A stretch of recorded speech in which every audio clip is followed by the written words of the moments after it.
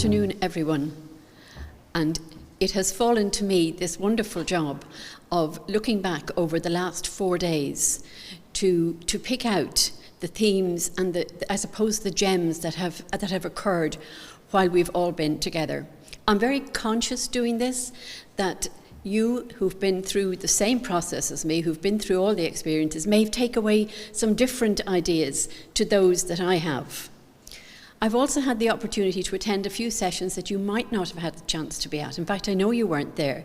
With Ben, when he was talking to the students in DCU, and today with Breed and Vicky, when they were talking with the initial teachers in initial teacher education. So I have, as the water boys would say, seen the whole of the moon. And from that perspective that I'm going to go through some of my thoughts with you at the end of what has been a wonderful 4 days. Just a very brief comment at the moment, because I don't want to keep you at this stage on a Friday evening too late, but just to comment on the model. And I know it has been mentioned, and I'm capturing it because it has been mentioned so many times. What a wonderful model was used for this DICE conference. A model that is a symbol of the times, a changing landscape, and a symbol of the connectedness of our world. And that word connectedness is a key word in terms of the conference itself. It provided opportunities to reach out and reach in. And another key word, it was inclusive of so many voices through the hybrid medium that was used. And then again, that word inclusion. I've taken this look at the conference. I've looked at the voices that were heard in the conference in the last 4 days. And it's nothing to do with being OCD, but they're in alphabetical order. So, the academic voices. And I see those academic voices with their references to theory, grounding many of the ideas that were shared over the 4 days, and challenging us at times to new ways of thinking. We had artists' voices, of course, the one that you know best of all, this one. Hazel capturing for us each day some of the key points and key elements of our deliberations. We had the unsilencing of Black voices, very important part of our conference. We had children's voices, mainly captured in the Kids' Own books. We had the wonderful photo voices that Aoife showed us, the one that's there, Anne's one, of her parents' hands, symbolising their support and their encouragement to her in her education.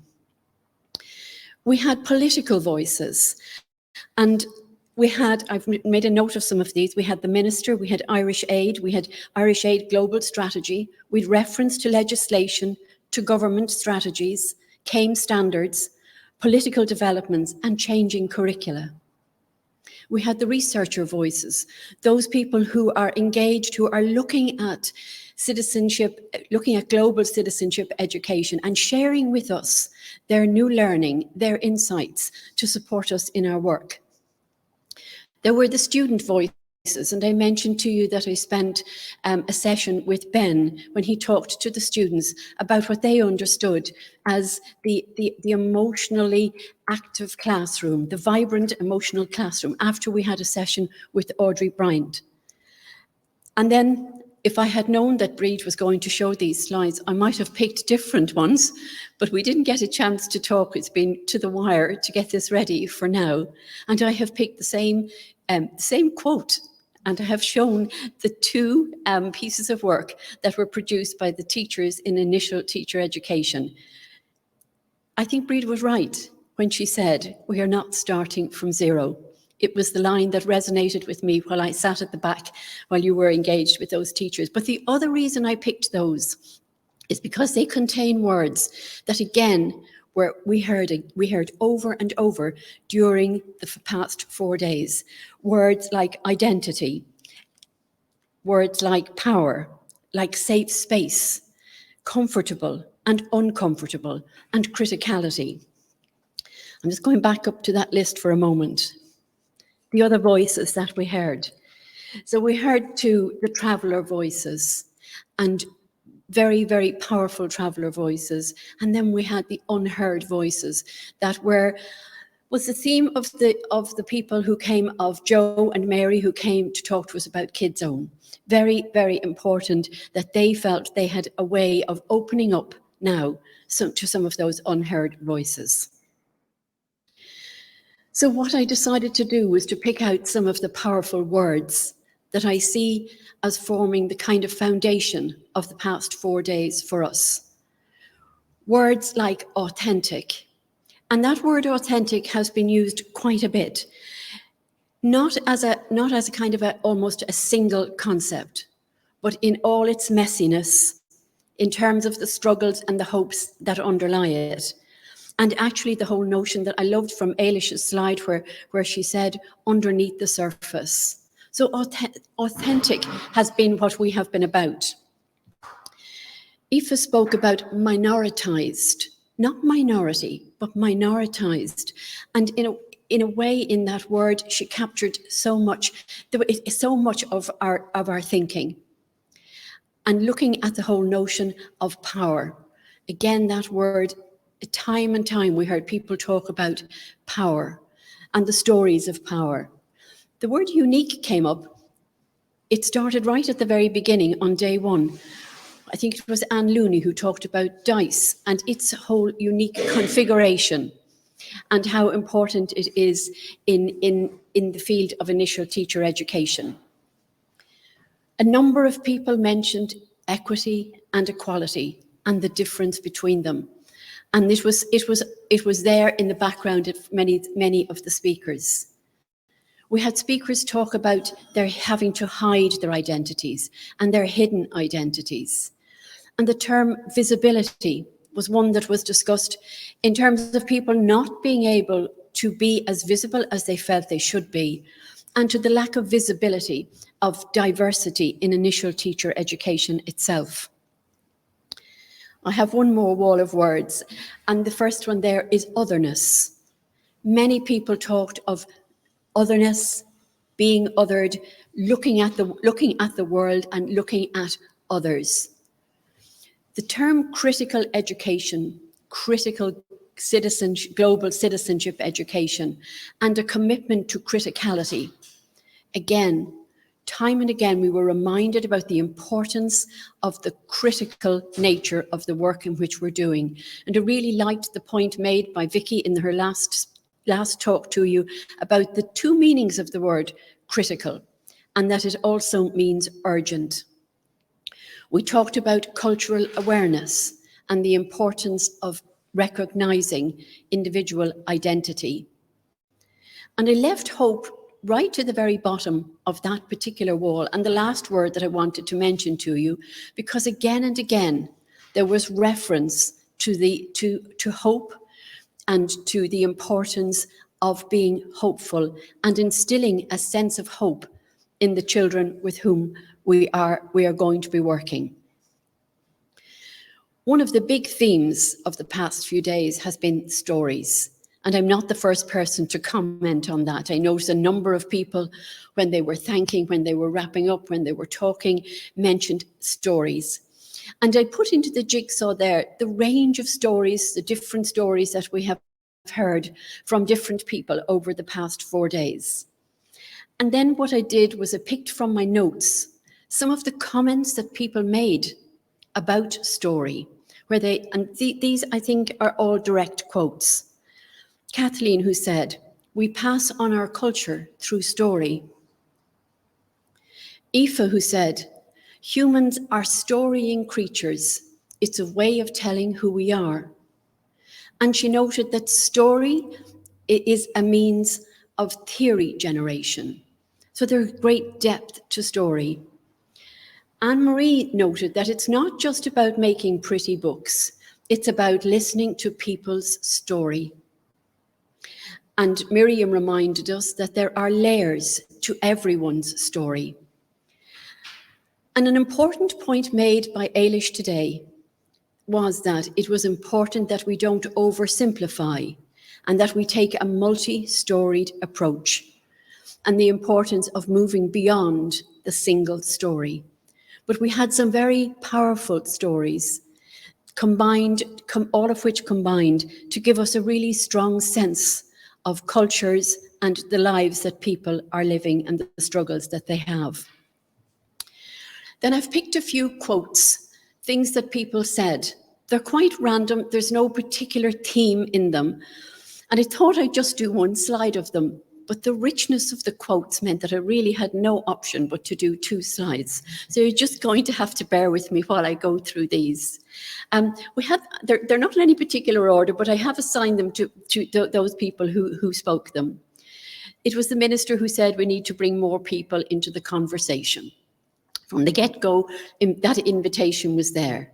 And then Anne Looney spoke about global competences, empathy, understanding, criticality, that word again, and the ability to act. Dr. Eben Joseph asked us to think about your school. What makes racism possible? So we were asked some very serious questions over the last 4 days, and that's one of them. And she reminded us that critical race theory is not colourblind. Cultural schizophrenia was what Aoife mentioned, and talked to us about visible but not present, present but not visible. Dr. Audrey Bryan, we need to embrace a view of children as touched by powerful realities. So a reminder to us of the children whom our teachers will be going out to work with. The comment there, you like ride to school on a cheetah? It reminded us of the views of Africa, so uninformed, that really we need to address, that are part of the challenge for us as teachers. And then Anne-Marie told us, don't wait till Traveller Pride Week to celebrate traveller culture. Make it normal. I love this line, dip into the ordinary. And don't wait until you have a traveller child in your class. The next set of quotes. Kathleen told us there were no excuses. Hira told us that she was lost for a while. Too Pakistani to be Irish, too Irish to be Pakistani. Jo told us that through the kids' own work, they brought children's voices into children's books. And Eilish today reminds us that global citizenship education is about finding connections. I thought it was interesting that she mentioned that today when Anne Looney had mentioned it right at the very start. Education needs to be global, she said. Sandrine told us that African Irish children are being taught that they are different, where people of colour are less than. Quite shocking. We were told shocking things, which wasn't always a comfortable listen over the course of the week. And in fact, if I had one more space in the wall, the word I would have put into it was comfortable and uncomfortable, because constantly those words were coming up in our discussions. Dr. Eben Justice, though, talked not so much about comfortable and uncomfortable questions, or difficult questions, or big questions. She used the phrase healthy questions. And that was something that I certainly will take away from the 4 days. And Vicky said, it's important to keep asking questions. Kathy asked, what if my teacher was black? We had this issue around the lack of diversity in teaching. And Kathleen said, with great pride, I'm a traveller 24/7. I can't take it off when I go home. I think it was Miriam who said, programs are important, but robust relationships are the key.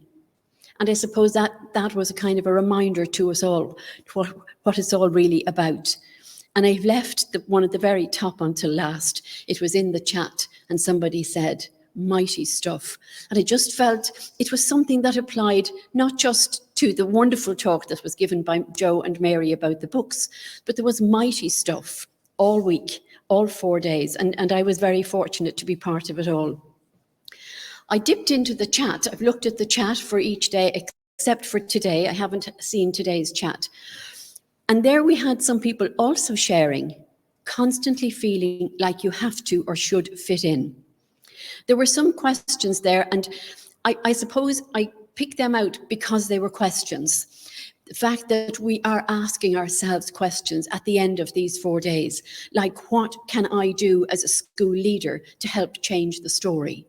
So we're asking ourselves questions. How do we encourage members from our community, the traveller community, to go into teacher training? In the very small print there is just a reminder that there are some resources that are available from the NCCA about traveller history and culture. And also I have just added into that Anne-Marie's resource on traveller education and Bridget and Vicky's framework for critical global learning. So we have seen resources too. We have been looking at the how-to as well as everything else. So it wouldn't be a report at the end of a conference without looking at, so what are the challenges? What are the challenges we're facing now? Now, I'm going to take off my glasses to read these, I think. Okay, no, better not, okay. To bring more people into the conversation, we need more dialogue in those safe spaces that I spoke about before. We need to inspire. I mean, that's a great word. It's not about teaching. It's not about kind of engaging. It's about inspiring the children that we teach and to inspire the students who are going to go out as teachers to work with our children in schools, to be there, to bring that message of hope or radical hope that Eilish spoke about today. We need to tackle difficult knowledge obliquely, which is what Audrey Bryan said early on. And she talked about with slantwise engagement, not head on, but finding the right way to engage the young people. One of the challenges we have to look at is the way schools are structured. It was a question asked earlier today. Why are things the way they are? Another very profound question that this conference will leave us with.